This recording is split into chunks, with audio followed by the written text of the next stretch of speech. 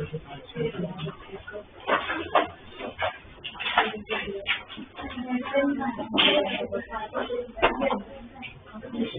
कहाँ तक पढ़ा था हमने वो उसमें EMI में लेंस लॉ पढ़ लिया, ठीक है। लेंस लॉ हो गया तो फिर ओके, तो फिर नया टॉपिक स्टार्ट कर सकते हैं। टॉपिक लिख लो, इमोशनल EMF।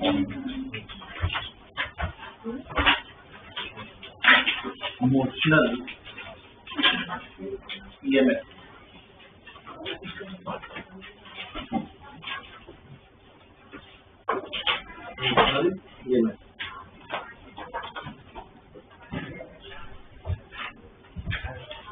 अब नाम में ये इमोशनल EMF मतलब क्या?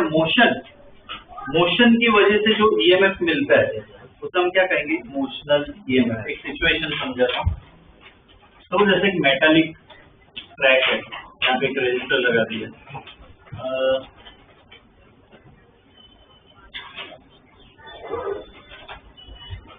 पूरा एक मेटालिक ट्रैक है, यहाँ पे मैं एक रॉड रखता हूँ, इसके ऊपर रखता हूँ, ठीक है। ये भी मेटल का ही है। मेटल का क्यों? ताकि इलेक्ट्रिसिटी मिले, करंट मिले, ठीक है। इसलिए पूरा क्या मेटल का एक सर्किट बन गया। आसपास हर जगह मैग्नेटिक फील्ड है, मान लीजिए।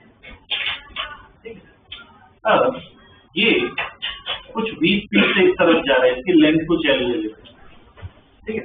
मैग्नेटिक फील्ड भी है, मैग्नेटिक फील्ड यूनिफॉर्म है। इसमें फ्लक्स, इधर से मैं बोल सकता हूँ फ्लक्स पास होगा। फ्लक्स की इक्वेशन याद है? फाई इक्वल टू क्या? BA cos theta. अब अगर मैं इस तरफ लूँ, फाई की इक्वेशन है BA cos थीटा। अगर अपने प्रॉब्लम में देखें, B तो फिक्स है, इसका एरिया A में लिख रहा हूँ अभी। थीटा की बात करें तो देखो मैग्नेटिक फील्ड अंदर की तरफ है, इसका एरिया वेक्टर भी मैं अंदर की तरफ ले सकता हूँ। तो थीटा क्या हो जाएगा? 0। कॉस क्या हो जाएगा? 1। मतलब प्लस को क्या लिख सकते हो? BA। अब मुझे बताओ, ये रॉड ऐसा है, ये रॉड इस तरफ जा रहा है, 20 मिनट से B तो चेंज होगा नहीं, ये क्या हो रहा है? चेंज हो रहा है, बढ़ रहा है, मतलब प्लस क्या हो रहा है? बढ़ रहा है, प्लस बढ़ रहा है, मतलब प्लस चेंज हो रहा है। फैराडेज लॉ हमने पढ़ा था सबसे पहले, अगर प्लस चेंज हो रहा तो क्या मिलता है? EMF। और ये EMF किसकी वजह से? मोशन की वजह से मिल रहा है। तो इसे क्या कहते हैं? Motional EMF। कहीं पे भी ऐसा मोशन लिखे ना रॉड पर, मतलब क्या है? Motional EMF। उसकी इक्वेशन आएगी, वो हमें डिराइव करनी है। बोर्ड के लिए काम का है डिराइवेशन, और उसमें कंपेरेटिव पार्ट में फॉर्मूला काम आएगा, ठीक है। तो इसका डिराइवेशन तो अच्छा, उससे पहले लेंस लॉ जो हमने लास्ट क्लास में पढ़ा था, याद हो तो? लेंस लॉ क्या है? करंट की डायरेक्शन दिखाता है। क्या कहता है? अपोज करना है। इधर प्लस कहाँ पे? अंदर की तरफ, और क्या हो रहा है? बढ़ रहा है। तो हमें क्या करना है? मतलब कम करना है। तो इसकी खुद की फील्ड कहाँ पे आनी चाहिए? बाहर। तो राइट हैंड डबल लगाओ कि कम बाहर है। कैसे आएगा? क्लॉकवाइज या एंटी क्लॉकवाइज? एंटी क्लॉकवाइज घूमेगा तभी कम बाहर आएगा। तो करंट कैसे घूमेगा? एंटी क्लॉकवाइज, ठीक है ना। हमें यहाँ पे क्या डिराइव करना है? पहले स्टेटमेंट लिखवा रहा हूँ, डायग्राम ड्रॉ करना।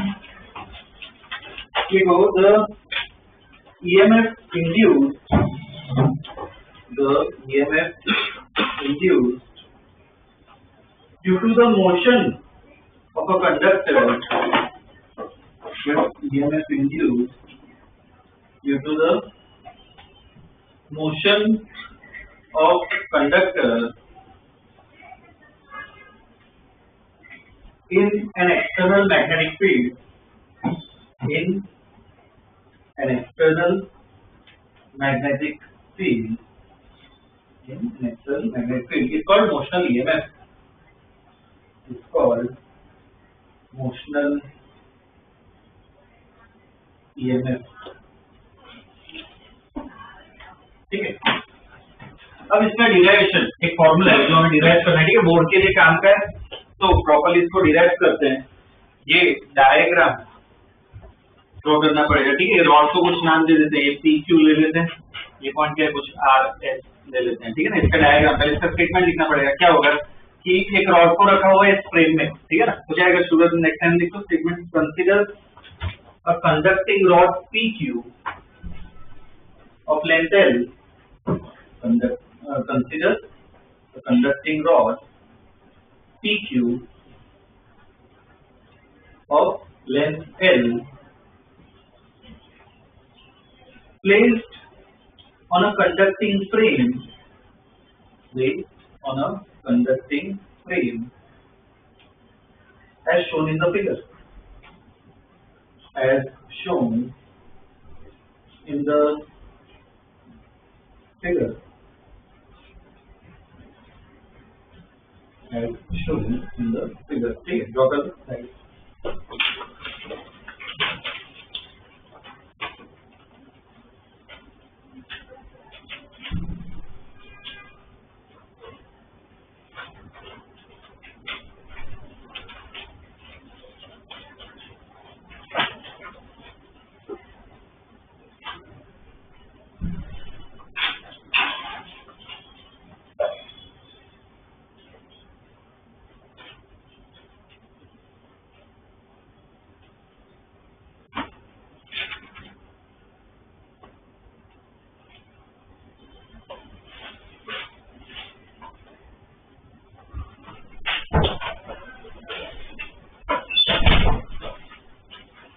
चलिए जाओ स्टेटमेंट लिखो.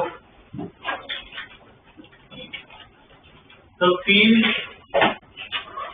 B, the field B उसके ऊपर एरो है. The field B is uniform. Field B is uniform and into the plane. Field B is uniform and into the plane.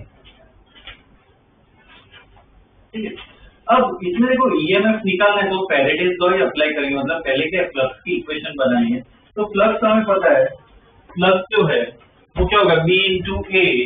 यहाँ पे ये डिस्टेंस इसका एरिया निकालना हो, ये कुछ x ले लो. तो ये कंटीन्यूअस चेंज हो रहा है ना, ये कुछ x लिख लो. लिख लो flux through the area PQRS. Flux through the area PQRS will be area PQRS will be phi equal to क्या होगा डायरेक्टली ये cos का 1 हो जाएगा. तो phi equal to क्या लिख सकते हैं B into एरिया कितना होगा L into X. ठीक है, ये क्या आ गया अपना फ्लक्स आ गया.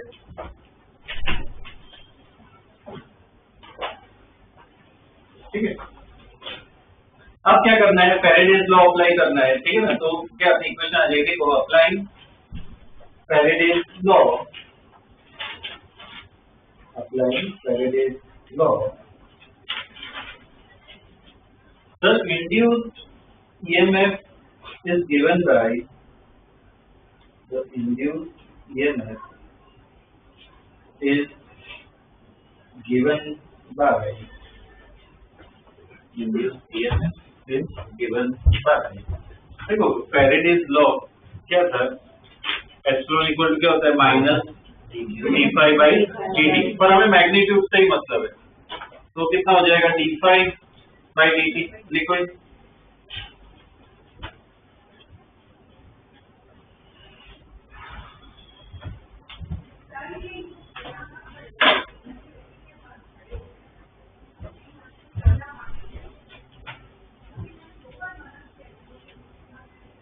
देखिए. अब मुझे मैग्नीट्यूड चाहिए, सिर्फ एप्सिलॉन ही लिख रहे हैं. अब फाई की इक्वेशन मुझे पता चल गई है क्या है बी एल एक्स. यहाँ पे बी और एल क्या कांस्टेंट है, बाहर आ जाएंगे. तो ये मैक्स को मैं क्या लिख सकता हूँ बी एल क्या लिखेंगे D X by D T. लिखो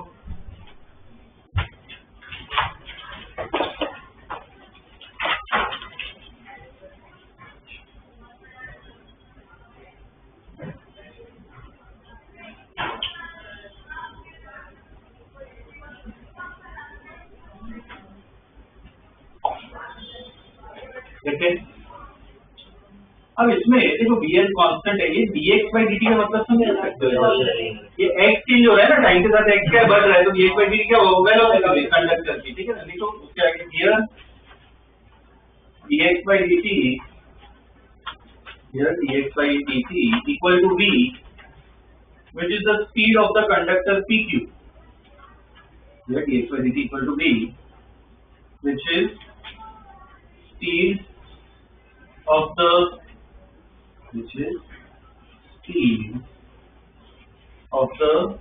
कंडक्टर PQ, ठीक है ना? ओके, उसकी स्पीड हो जाएगी. ओके, तो देयरफॉर क्या है इक्वेशन? एप्सिलॉन इक्वल टू क्या है? BLV. Epsilon equal to BLV. उस पे एक बॉक्स बना. एप्सिलॉन इक्वल टू BLV, ठीक है ना? ये क्या आ गया? Motional EMF. मतलब कभी भी रॉड की स्पीड कुछ भी हो, डायरेक्ट इक्वेशन अप्लाई कर सकते BLV वाली, ठीक है? अब ये जो पार्ट है, ये डिराइवेशन है क्या, बोर्ड के लिए काम का है. अब अगर कॉम्पिटिटिव पॉइंट ऑफ व्यू से देखें ना, तो एक्चुअली क्या होता है, इसका थोड़ा वेक्टर फॉर्म अलग तरीके से लिखना होता है. तो वो पार्ट मैं बता देता हूँ, वो एनसीईआरटी में नहीं दिया है, पर हमें वो स्टडी करना है, ठीक है? तो नेक्स्ट लाइन में लिखो, इन vector form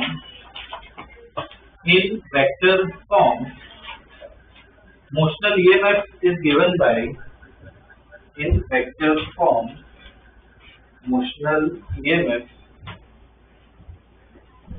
is given by, vector form में ना थोड़ा अलग तरीका होता है, इसमें ऐसे लिखना होता है B cross B dot L, ऐसे बनना चाहिए. इसमें बॉक्स बना तो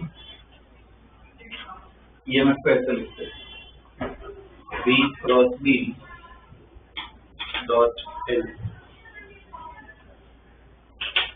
अब देखो, इसमें क्रॉस प्रोडक्ट भी है, डॉट प्रोडक्ट भी है, ठीक है? मतलब तीनों तीन का क्या तरह से प्रोडक्ट कर रहे हैं. तो ये मैथमेटिक्स का पार्ट है, प्योर थोड़ा मैथमेटिक्स होता है. मैथमेटिक्स में वेक्टर पढ़ोगे, जिन्होंने मैथ्स लिया ना, वेक्टर पढ़ोगे. पर अभी के लिए बता रहा हूँ, ये तीन में देखो क्रॉस प्रोडक्ट भी है, डॉट प्रोडक्ट भी है. इसको हम क्या कहते हैं? ट्रिपल प्रोडक्ट है.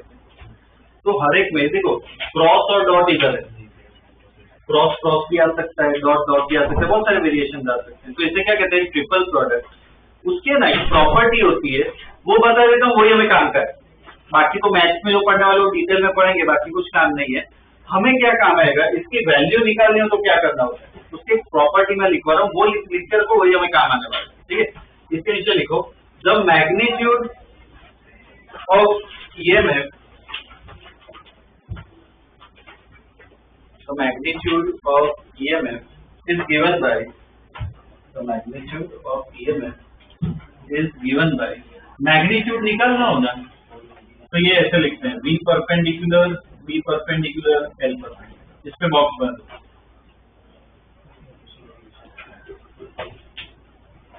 V perpendicular, B perpendicular, L perpendicular, ठीक है? इस पे बॉक्स बना दो. ये यूज करना है. देखो परपेंडिकुलर का मतलब क्या है, तीनों तीन क्या होने चाहिए? म्यूचुअली परपेंडिकुलर होने चाहिए. बस वो देख लो तो आंसर आ जाएगा. वो एग्जांपल देखेंगे उससे समझ में आ जाएगा. इसके नीचे लिखो, here B perpendicular, B perpendicular, L perpendicular. Here B perpendicular, B perpendicular, L perpendicular are mutually perpendicular components, are mutually perpendicular components, are mutually perpendicular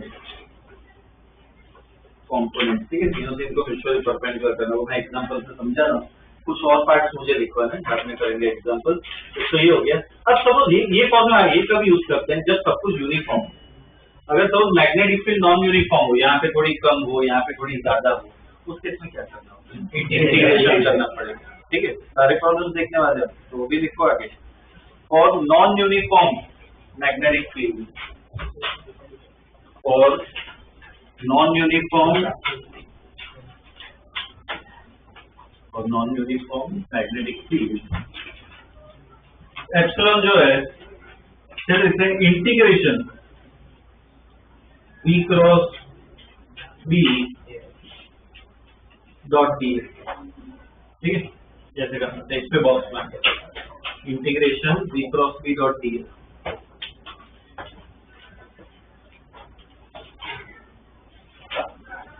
integration B cross B dot D के integration करना पड़ेगा. ठीक है? एक और important point इसमें जो है, तीन चीजें हैं ईएमएफ के फॉर्मूला में। एक क्या है V, दूसरा है B, तीसरा है L।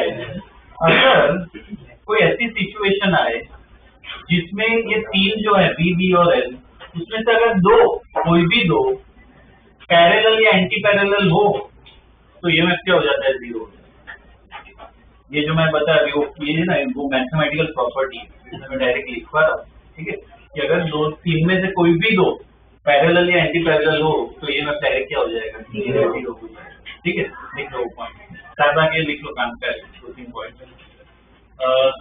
देखो, if out of V, B and L, if out of V, B and L, any two are parallel or anti-parallel, any two are parallel or anti-parallel, then EMF is 0. Then EMF is 0. ठीक है, ये part बस एक last part लिखवाना है, बाद में problems करते हैं इसके। देखो ईएमएफ है, मतलब क्या, एक जगह पॉजिटिव टर्मिनल होगा, एक जगह नेगेटिव होगा, तो वो भी हमें आइडेंटिफाई करना है। तो वो कैसे करते हैं, राइट हैंड थंब रूल लगाते हैं, V क्रॉस B देखना होता है, ठीक है। तो वो भी एक स्टेटमेंट लिख लो, the positive terminal can be obtained, the positive terminal can be obtained by applying right hand thumb rule,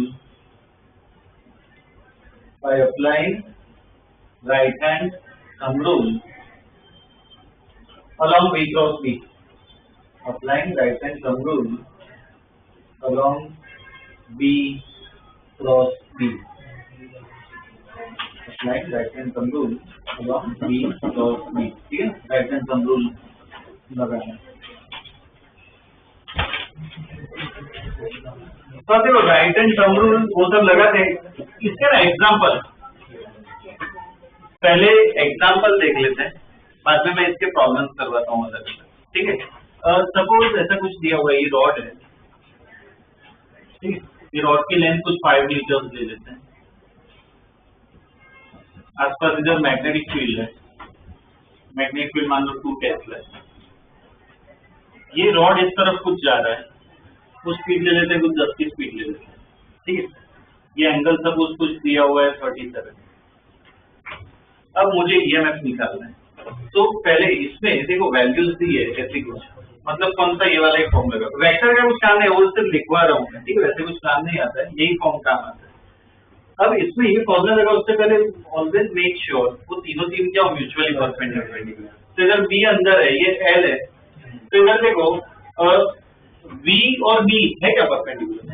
नहीं, तो क्या करना पड़ेगा, कंपोनेंट बना। तो V के कंपोनेंट बनाते हैं एंगल पे, एक कंपोनेंट इस तरफ, एक कंपोनेंट यहाँ। ये कंपोनेंट कितना होगा V। अच्छा, 2 कंपोनेंट है, कॉस साइन देख लेंगे। ये पैरेलल है या परपेंडिकुलर? पैरेलल है, क्या लोगे? ये कंपोनेंट क्या इसके परपेंडिकुलर, तो ईएमएफ जो क्या होगा, B perpendicular, L perpendicular, B perpendicular. तो अब चेक करो, ये L और B जो तीन परपेंडिकुलर है, B अंदर है, ये L है, ये B है, ठीक है। तीनों तीन क्या परपेंडिकुलर, तो अब वैल्यूज डाल सकते हैं। तो B कितना है 2, L कितना है 5, B परपेंडिकुलर मतलब कितना होगा 10 cos या sin, इस तरह इसमें cos आएगा, sin 37, कैलकुलेट कर लोगे आ जाएगा ये, ठीक है। कितना आएगा ईएमएफ 60 वोल्ट, ये ईएमएफ आएगा। अब ये ईएमएफ आगे इसका मतलब पता है क्या, ये ना एक बैटरी की तरह बिहेव करता है। अगर प्रॉब्लम्स करोगे इस सब चीजें काम आएगी तो ध्यान देना, ये ना बैटरी की तरह बिहेव करता है।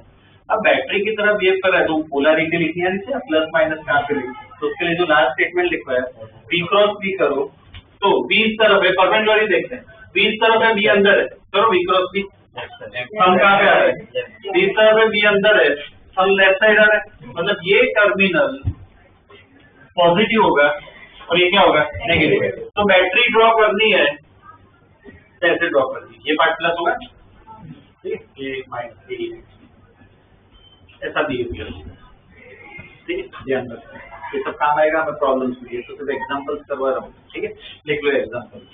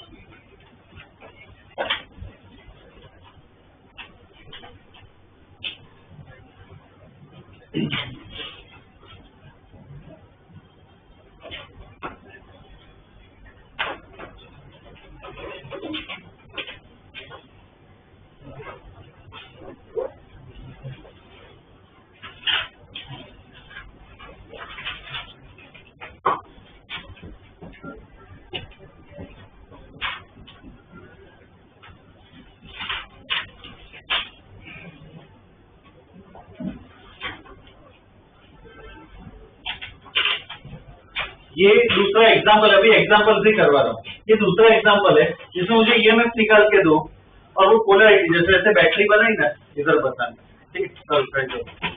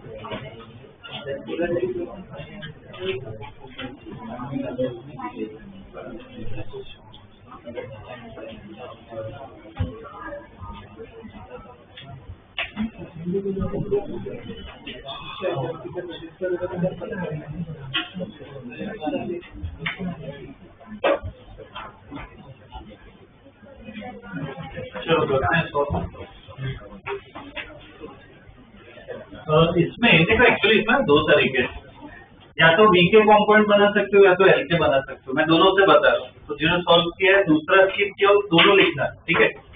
देखो पहले डायग्राम में क्या कर रहा है, मैं वी के कॉम्पोनेंट बना रहा हूँ, तो एक कॉम्पोनेंट ये होगा, दूसरा ये होगा। ये कौन सा है, पैरेलल या परपेंडिकुलर? ये पैरेलल है, इसके पैरेलल है। ये कौन सा है, परपेंडिकुलर। तो पहला जो तरीका है वो क्या है कि ईएमएफ में कहां से निकल रहा हूँ, वी को ऐसे ही रखा, एल को भी ऐसे ही रखा, मैंने वी को क्या किया, परपेंडिकुलर कर रहा हूँ। तो ये वी कितना, ये 5 और ये 1 है, वी परपेंडिकुलर कितना होगा, 20 cos 60। तो इधर ये है वी कितना आ जाएगा, 50। ये एक तरीका। दूसरा तरीका क्या है कि इसमें ये लेंथ दे रखी है, बी इस तरफ है, ठीक है। अब इधर मैं क्या कर रहा हूँ, एल को परपेंडिकुलर कर रहा हूँ, तो देखो एल इस तरफ है, मैं ये कॉम्पोनेंट है तो ये बना सकता हूँ कि ये एल है, तो ये एल परपेंडिकुलर होगा। तो मुझे कोई एंगल चाहिए, तो देखो ये कितना दिया है, 60 डिग्री, तो ये कितना होगा, 30, तो ये कितना होगा, 60। तो ये एल है, तो एल परपेंडिकुलर को मैं एल cos 60 लिख सकता हूँ, 60 क्या देगा, एल cos 60। तो इधर ईएमएफ क्या है, वी को ऐसे ही रखा, वी को भी ऐसे ही रखा, एल को परपेंडिकुलर किया। फिर वी कितना है 1, वी कितना है 20, एल कितना है 5, परपेंडिकुलर मतलब कितना होगा, cos 60। इस पे भी सेम ही आंसर है, 50, ठीक है। और पोलैरिटी भी बताई थी उसी तरीके से, तो वी क्रॉस बी करो, वी इस तरफ है, बी अंदर है, करो वी क्रॉस बी, कहाँ पे आ रहा है, बी इस तरफ है, बी अंदर है, बी क्रॉस बी कहाँ पे आ रहा है, ऊपर। तो कैसी पोलैरिटी होगी, प्लस यहाँ पे, ठीक है, कैसी पोलैरिटी।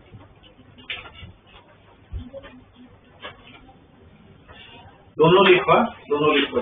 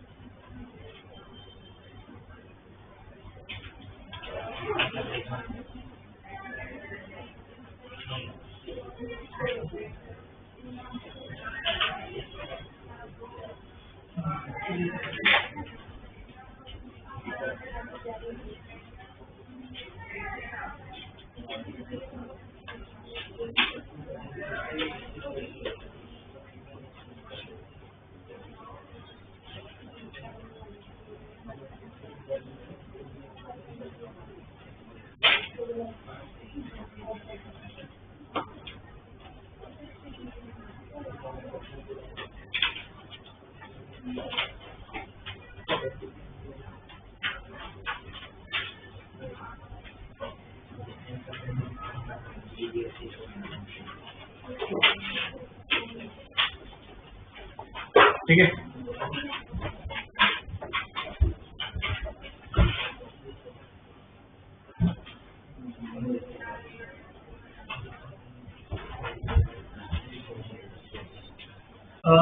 इसमें ना एग्जाम्पल, अभी एक दो एग्जाम्पल और करते हैं।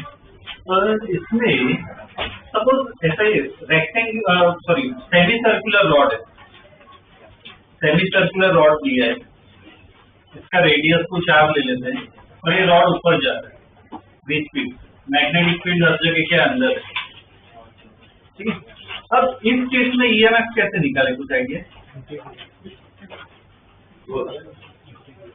ये बेंड ऐसे किया और वी बी सब किया और सब यूनिफॉर्म, सब वैल्यूज यूनिफॉर्म। तो उस केस में ये मैं कैसे निकालूं? बेंड कर दिया। एक तरीका क्या इंटीग्रेशन करना पड़ेगा, पर वो बहुत लेंथी हो जाएगा। हमने लास्ट क्लास में लास्ट चैप्टर में एक तरीका पढ़ा था। क्या करो इसमें एल इफेक्टिव, ये जो एंड पॉइंट है उसको कनेक्ट करो, ये क्या हो जाएगा अपनी एल इफेक्टिव। तो एल इफेक्टिव का यूज करो। तो एल इफेक्टिव ये इसमें मतलब क्या फॉर्मूला यूज करें? B perpendicular L effective perpendicular. तो देखो ऑलरेडी परपेंडिकुलर है क्या? बी और ये एल इफेक्टिव ऑलरेडी परपेंडिकुलर है, तो डायरेक्ट मल्टीप्लाई कर दो। वी बी एल इफेक्टिव कितना होगा? 2r बी बी 2r खत्म। डायरेक्ट एल इफेक्टिव यूज करो, ठीक है ना।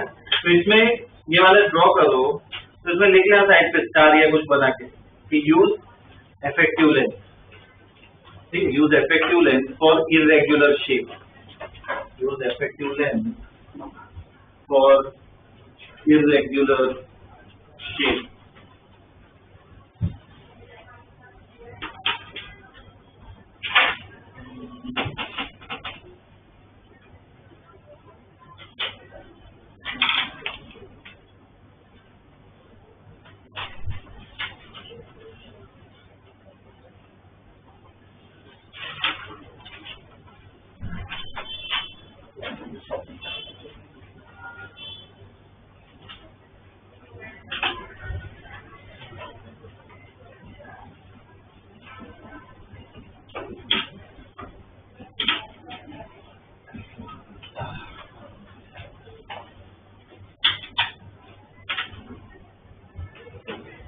दूसरा वाला यहाँ पे लिखा है, वो ट्राई करना आपने।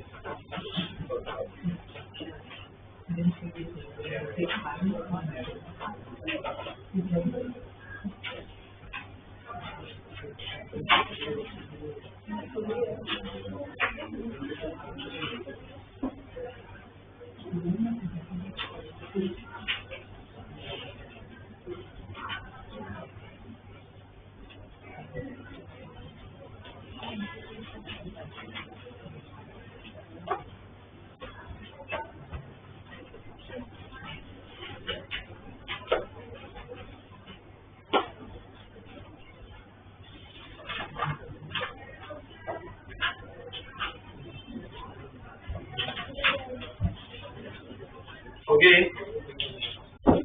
इसमें क्या है आंसर? ये अपने ये एल इफेक्टिव हो जाएगा। क्यों आएगा आंसर 0? पी और एल इफेक्टिव क्या है? पैरेलल है, तो इधर लिखना है एल इफेक्टिव और बी क्या है? पैरेलल है, ठीक है ना। तो ये में क्या होगा? 0 होगा।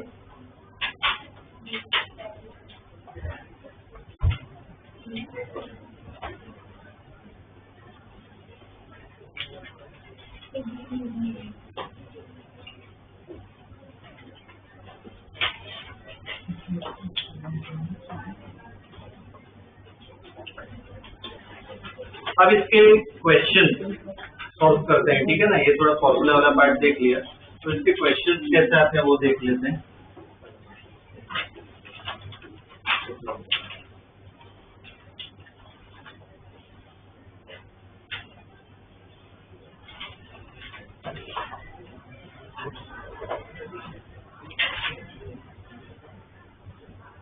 ठीक है, ये क्वेश्चन है, अब एग्जांपल नहीं, क्वेश्चन में ड्रॉ करो।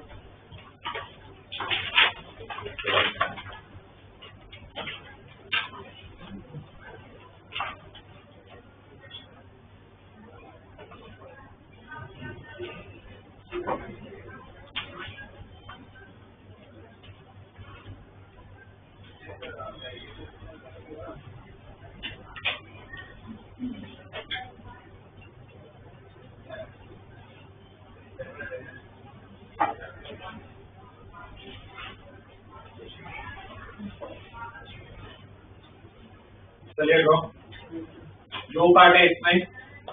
पहले पार्ट में लिखो find the induced current, find the induced current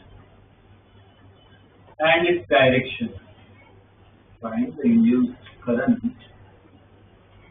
and its direction, find the induced current and its direction। ठीक है, ये एक पार्ट दिया हुआ है।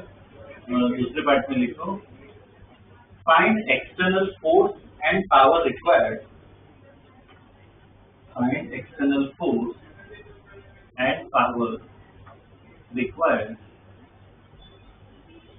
to keep the rod moving with constant speed, to keep the rod moving with constant speed।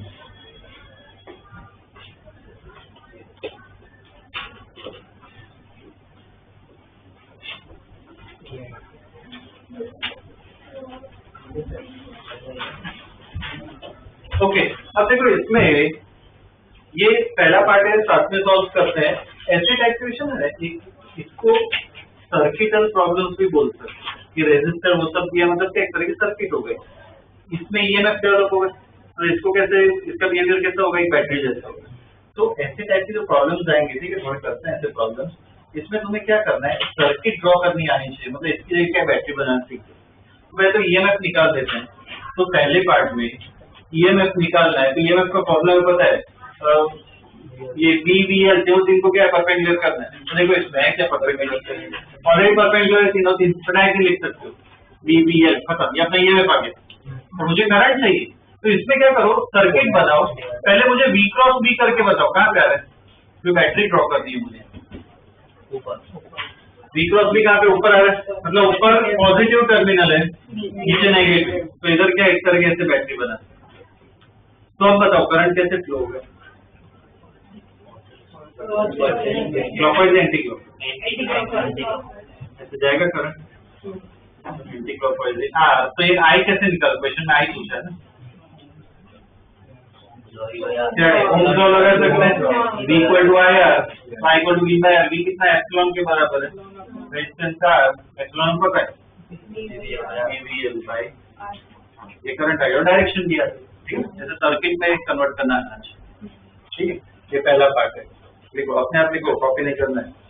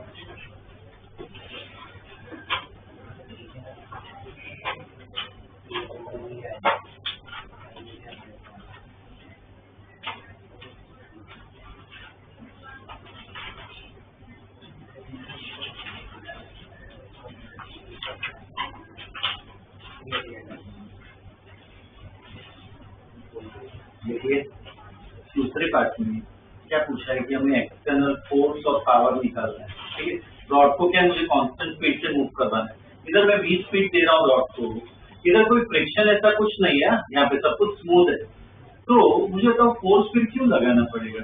इधर मैं speed दे रहा हूँ v, तो क्वेश्चन मुझे फोर्स लगाना पड़ेगा, क्यों फोर्स लगाना पड़ेगा? यहाँ पे सब सरफेस स्मूथ है, ऐसा कुछ नहीं है।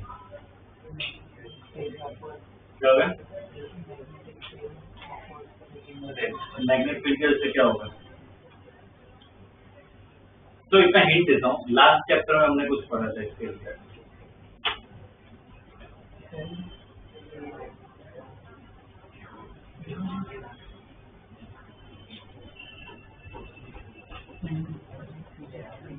ये रॉड जो है, रॉड से करंट जा रहा है, हमने लास्ट चैप्टर में पढ़ा था, कभी भी कोई वायर या रॉड से करंट जा रहा है ना, उस पर मैग्नेटिक फोर्स है, मैग्नेटिक फोर्स। तो अब वो मैग्नेटिक फोर्स का फॉर्मूला याद है? क्यूवी क्या होता है? क्यूवी भी वो तो particle, I L cross B क्या होता है? आई एल क्रॉस मतलब आई एल बी साइन, वो वाला फॉर्मूला यूज करना है, लिखो दूसरे पार्ट में, ये पहले साथ में ही कर रहे तो नॉट एन इश्यू, ठीक है? लिखो दूसरे पार्ट में। देखो, since current is flowing through the rod, current is flowing through the rod in presence of magnetic field, since current is flowing through the rod in presence of magnetic field, comma, it will experience a magnetic force, it will experience a magnetic force FB equal to ILB sin theta, F equal to ILB sin theta, ठीक है?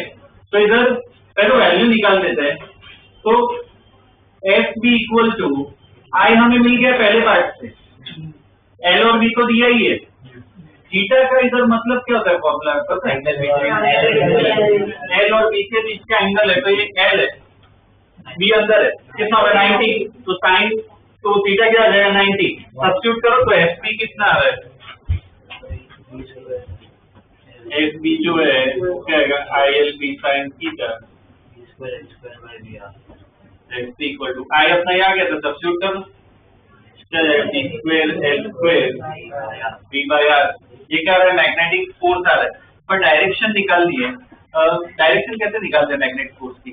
L cross B ही करना होता है, तो L कैसे? जो current की direction है, तो एल ऊपर है, बी अंदर है, करो एल क्रॉस बी, एल ऊपर है, बी अंदर है, कहाँ पे है? लेफ्ट साइड, मतलब मैग्नेटिक फोर्स कहाँ पे लग रहा है? Left side. तो मैग्नेटिक फोर्स मुझे बताओ, वायर को स्लो करेगा या स्पीड अप करेगा? स्लो करेगा, ऑपोजिट डायरेक्शन, स्लो करेगा, इसलिए मुझे फिर एक्शन फोर्स लगाना पड़ेगा। एक्शन फोर्स कहाँ पे लगाऊंगा? राइट, इस तरह लगाना पड़ेगा, ऑपोजिट डायरेक्शन लगाएंगे तभी तो क्या करेगा? वो कैंसिल कर पाएगा, ठीक है ना? तो इसके नीचे ये जो फॉर्मूला, इसके नीचे लिखो कि FB slows down the rod, FB slows down the rod, so an external force must act in opposite direction,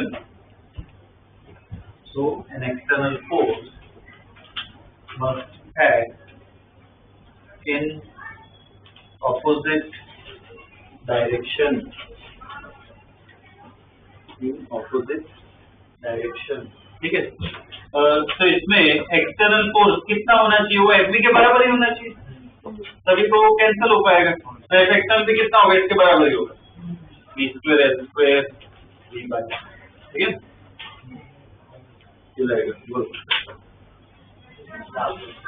क्या क्या तो P equal to F B किया और पावर निकाल दिया, P equal to F V, तो एफ पर कौन सा है? फोर्स यहाँ पर एफ कौन सा है? उसमें पावर क्या कैसे निकालना? Sir V into V I charge बता, P equal to V I, ठीक है चलेगा, उससे भी सेम ही है।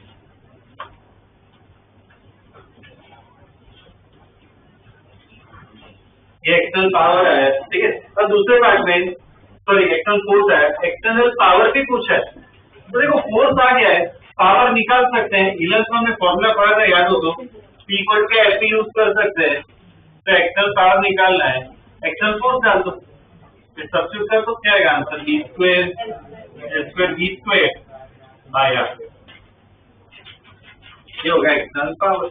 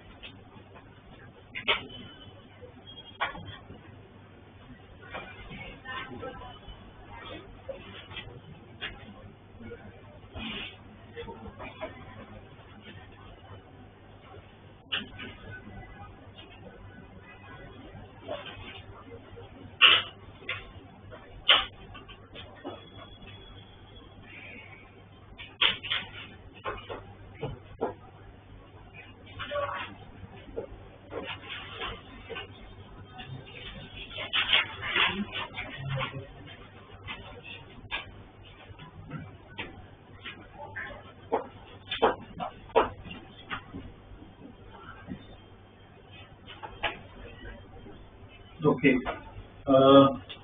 So next question, ये draw करो।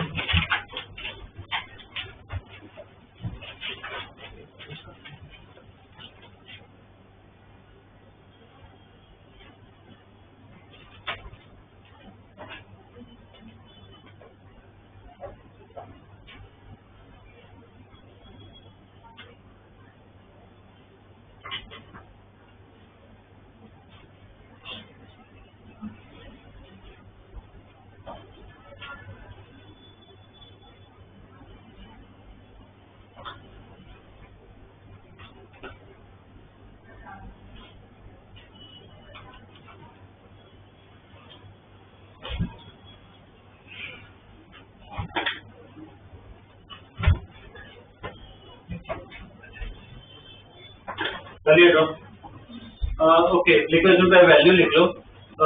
L equal to 3 metre, L equal to 3 metre, V equal to 5 metre per second, L equal to 3 metre, V equal to 5 metre per second, V equal to 1 tesla, V equal to 1 tesla, ठीक है। ये दिया हुआ है, देखो the rod has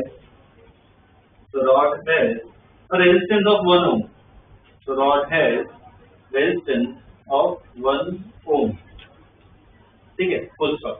Find current through the rod, find current through the rod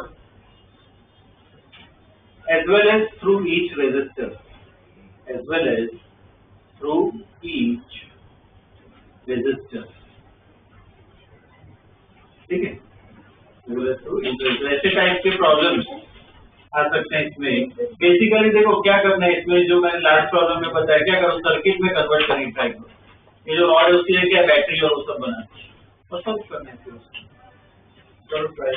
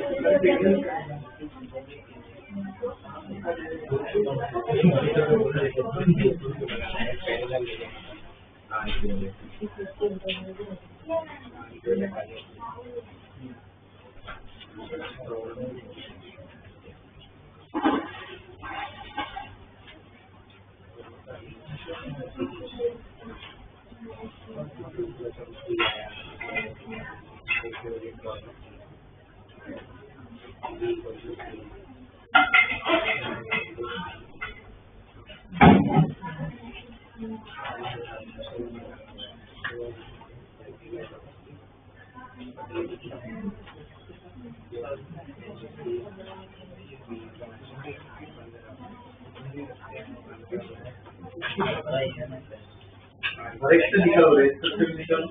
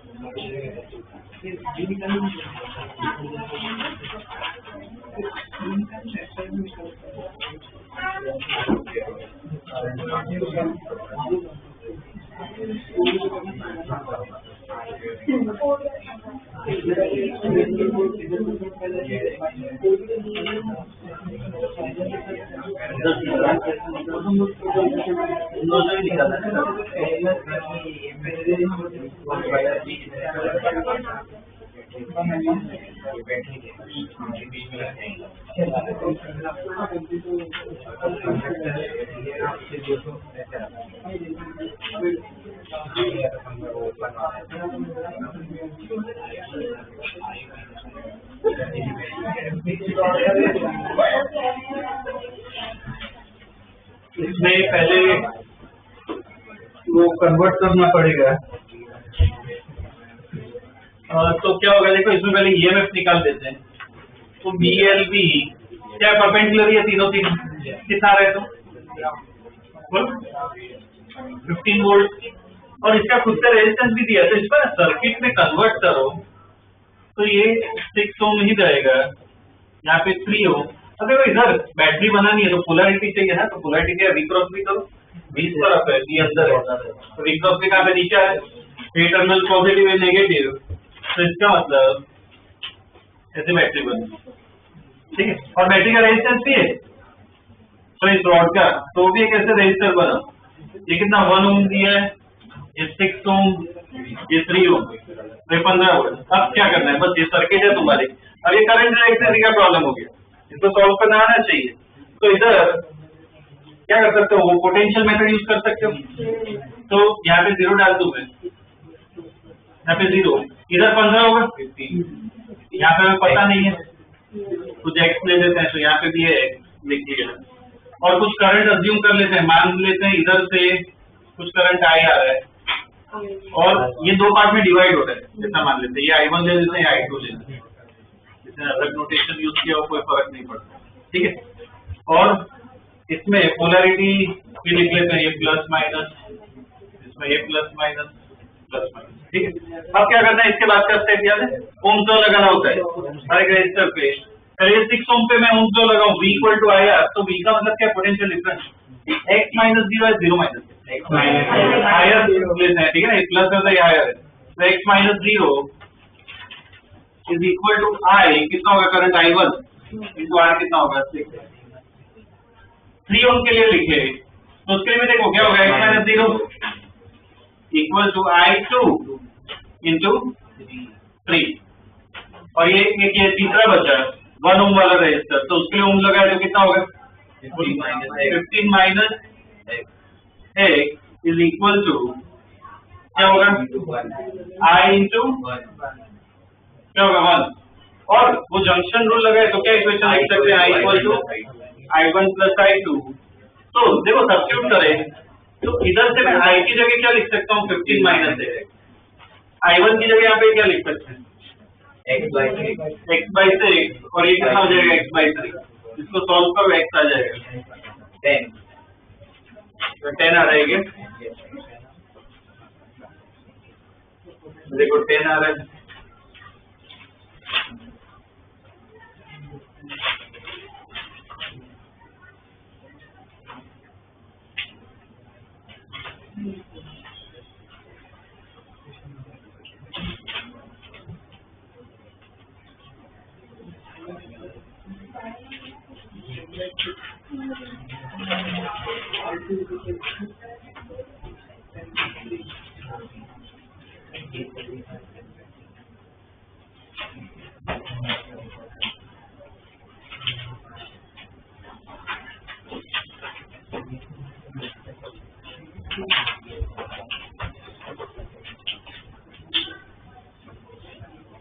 देखो इधर से x आ गया पर ये अपना फाइनल आंसर तो ये मेन तो करंट निकालना है ना।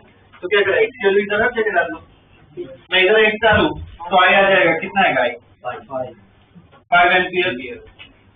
यहाँ पे x डालो तो I2 आ जाएगा कितना आएगा I2 10 बाई इधर x 10 डालो x कितना है 10 आया ना इधर 10 डालते 5 आ गया इधर 10 डालो तो I कितना आएगा 10 बाई 3 तो यहाँ पे भी 10 डालो I1 कितना आ जाएगा 10 बाई 6 ठीक है।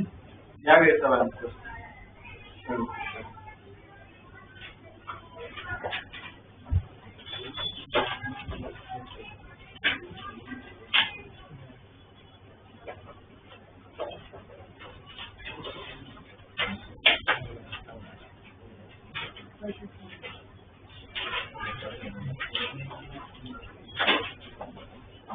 ठीक है।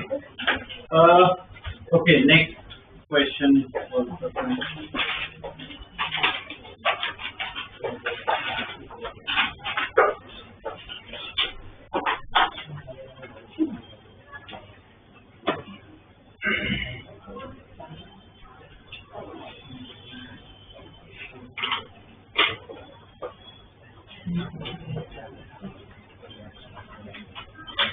Okay, draw the value.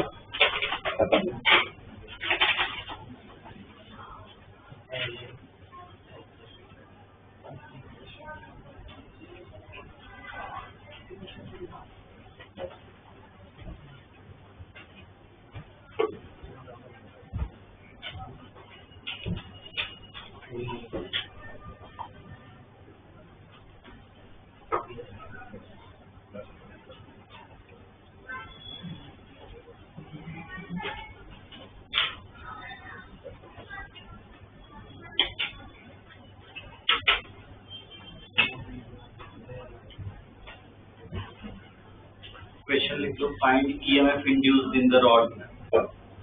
Find EMF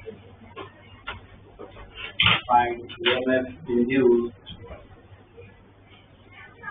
in the rod. Find EMF induced in the rod. इसमें बताओ EMF कैसे इंड्यूस होगा? लॉन्ग वायर का जैसे मैग्नेटिक फील्ड करेगा ये वायर है ये या तो उसका सर्कुलर फील्ड बनेगा इससे सर्कुलर फील्ड बने तो इधर से क्या आ जाएगा मैग्नेटिक फील्ड से पास होगा तो क्या इसमें EMF इंड्यूस होगा मोशनल EMF ही होगा यूनिफॉर्म है नॉन यूनिफॉर्म तो फिर इसका आंसर कैसे आएगा एलिमेंट सिलेक्ट करो इंटीग्रेट करो ठीक है उधर से आएगा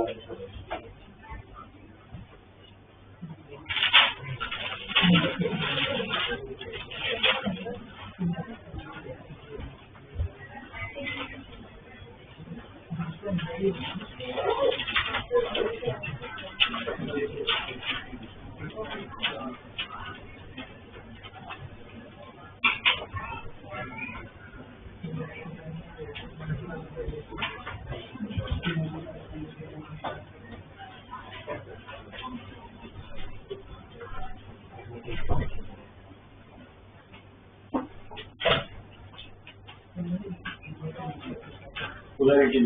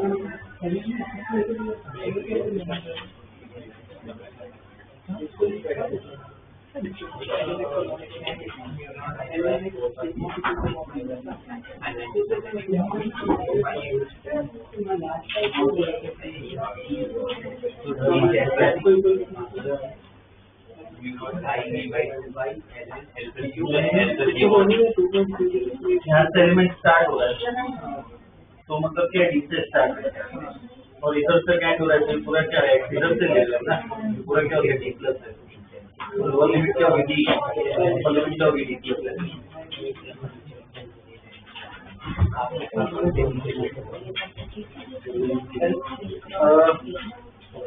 इसमें देखो एलिमेंट सिलेक्ट कर रहे हैं एक्सिस्टेंस पे ये एलिमेंट को इसकी लेंथ क्या होगी डी।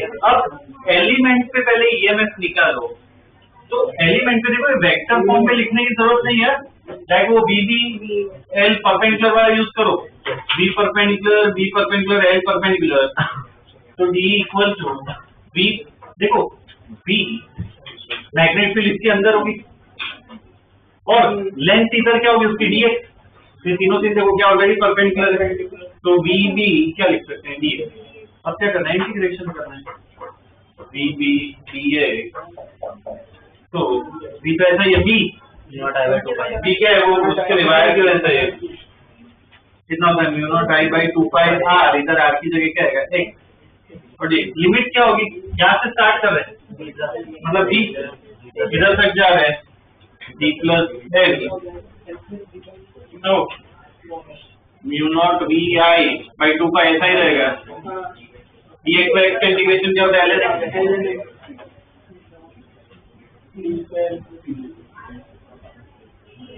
तो mu naught V I by 2 pi होता है ऐसा ही रहेगा।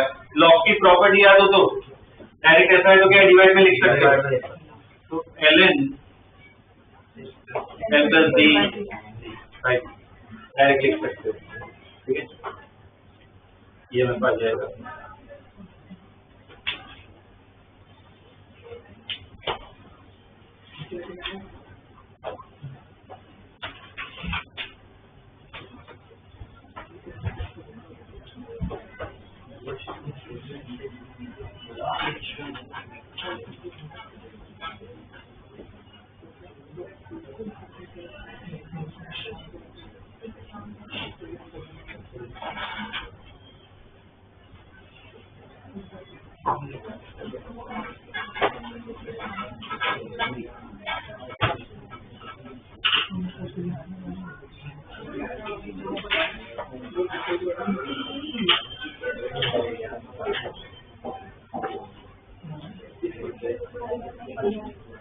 ओके ठीक है।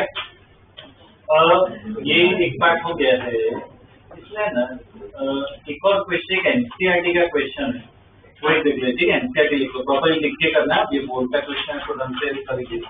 एनसीईआरटी लिख लो, क्वेश्चन है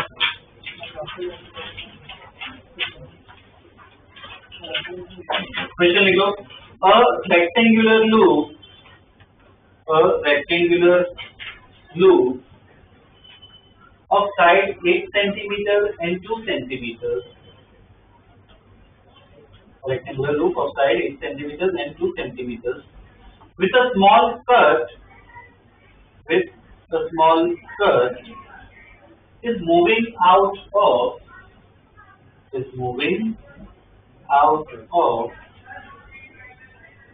uniform magnetic field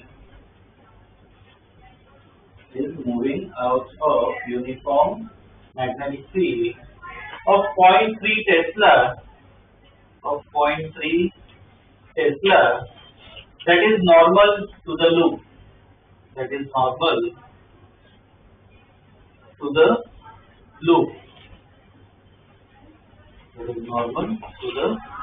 ठीक है, full stop. Find EMF developed if velocity of the loop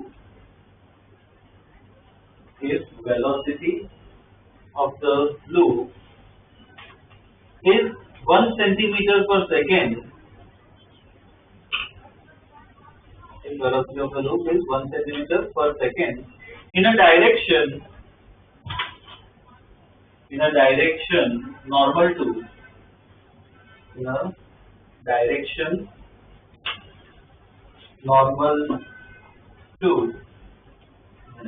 अब दो पार्ट है इसमें। पहले पार्ट में लिखो लॉन्गर साइड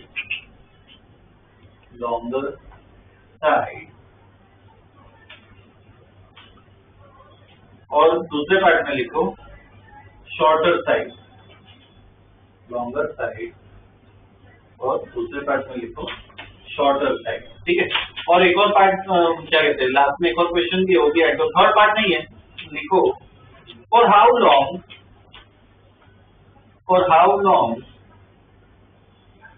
the induced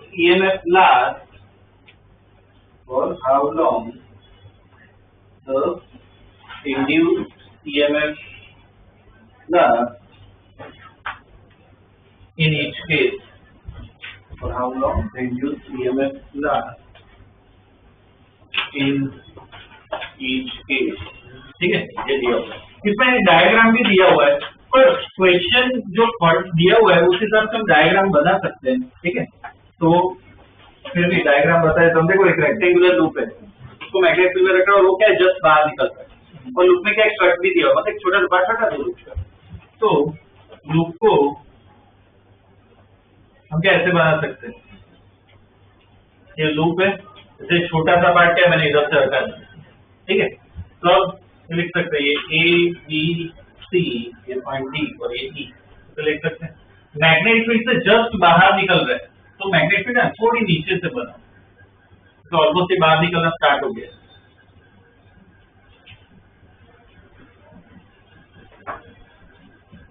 ठीक है, ऐसा कुछ देख सकते हैं, ये लेंथ L ले लेते हैं, ब्रेथ भी ले लेते हैं। ठीक है, मैग्नेटिक फील्ड भी इधर किया हुआ, ये ध्यान रखना है बाउंड्री है, जैसे बाहर निकलना चालू हो गया। अब दो तरीके से मूव कर रहा है। पहले तरीके में क्या है कि कौन सी लॉन्गर साइड बाहर निकल रही है, तो ये लॉन्गर साइड है, जैसे बाहर निकल रहा है, पहले की इसमें ऐसा है। ठीक है, तो हमें क्या है, ईएमएफ इंड्यूस वो सब निकालना है। ठीक है ना, अब देखो ये एनसीईआरटी क्वेश्चन है, तो हमें ढंग से डेटा लिखना है, प्रॉपर स्टेटमेंट वो सबसे सॉल्व करना है। कंपेटिटिव हो तो फिर अपने हिसाब से करेंगे जो पहले किए थे, तो अभी ढंग से लिखना है। तो पहले तो क्या है, डेटा जो दिया हुआ है पहले तो वो लिखोगे। ठीक है, डेटा क्या होगा, इसमें गिवन डेटा क्या क्या लिखोगे, लिख लो क्या है, क्या बी दिया हुआ है, एल दिया हुआ है,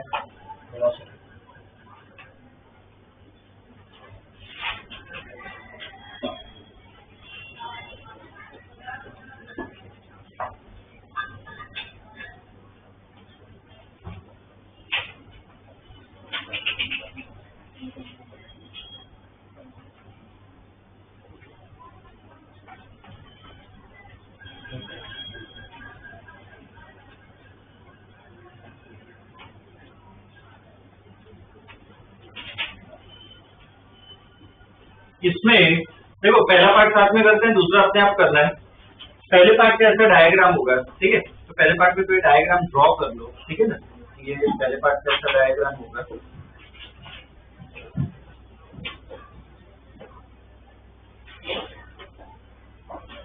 ओके, हमने देखो मोशनल ईएमएफ पढ़ा है।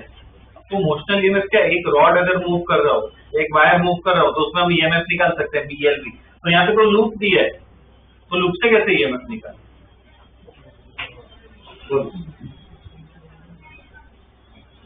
एक रॉड का मुझे आता है, और ये सबका निकालना हो पूरे लूप का, तो क्या करना है? बहुत सिंपल लॉजिक है।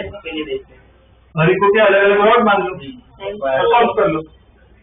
तो पहले अगर मैं इस रॉड को देखूं, एबी को, तो उसमें ईएमएफ कितना डेवलप होगा? बोल। ये फील्ड के जस्ट बाहर निकल चुका है, तो फील्ड 0 हो गई, तो ईएमएफ क्या हो जाएगा? 0 हो जाएगा। ऐसे स्टेटमेंट लिखने पड़ेंगे। तो ये पार्ट जो उसके नीचे से लिखो कि for side AB, for side AB, और side AB, EMF induced is 0, EMF induced is 0 because it is just outside the field, because it is just outside the field, it is just outside the field, ठीक है ना। उसका क्या होगा? 0। ये AE जो side है, लेफ्ट वाली जो AE साइड है, उसका बता सकते हो क्यों उसका 0? तो अंदर है लेंथ और वेलोसिटी, लेंथ और वेलोसिटी क्या पैरेलल है, तो उसका क्या होगा? 0। सेम इसका भी बोल सकते हैं क्या? CD और ये भी पैरेलल है, तो उसका भी क्या होगा? 0। तो उसके लिए भी स्टेटमेंट लिखना है। क्या लिखो स्टेटमेंट की? For side CD and AE, देखो for side CE and AE, EMF induced is 0 for side CD and AE, EMF induced is 0 because velocity v is parallel to its length, because velocity v is parallel to its length, ठीक है। तो उसमें भी EMF induce नहीं होगा।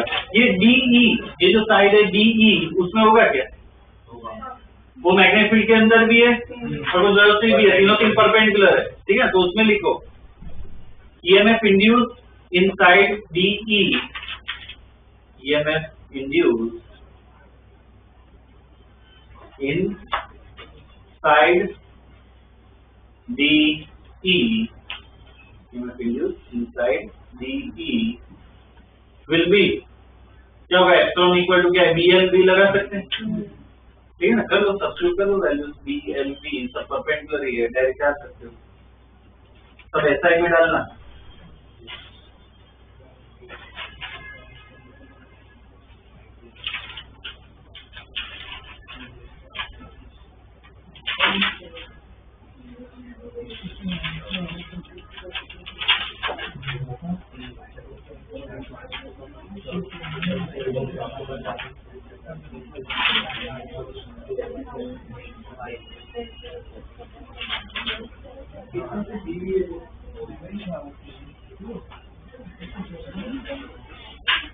कितना आ रहा है? 2.4 into 10 सबका है क्या? सब वैल्यूज ही डालनी और तो कुछ नहीं है इसमें।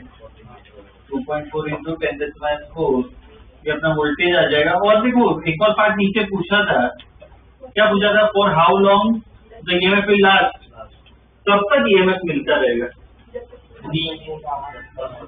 ये पूरा बाहर निकल जाएगा तब तक EMF मिलता रहेगा। तो उसमें भी स्टेटमेंट क्या है डालना पड़ेगा। क्या लिखोगे इसमें? Statement the EMF will last, देखो the EMF will last till the loop comes out of the magnetic field.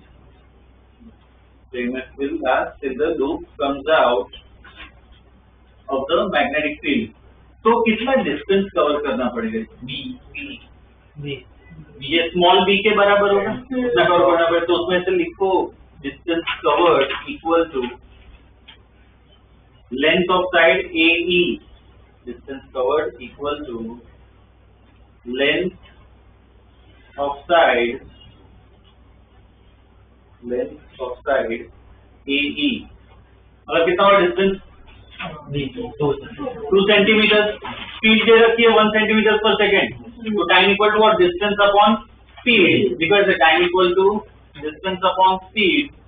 अब सब्स्टिट्यूट करो, डिस्टेंस पता है, स्पीड पता है, 2 सेकेंड टाइम आ जाएगा। 2 सेकेंड।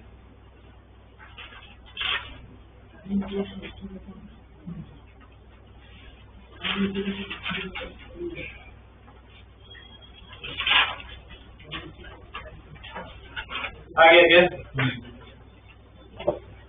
क्या आ रहा है आंसर?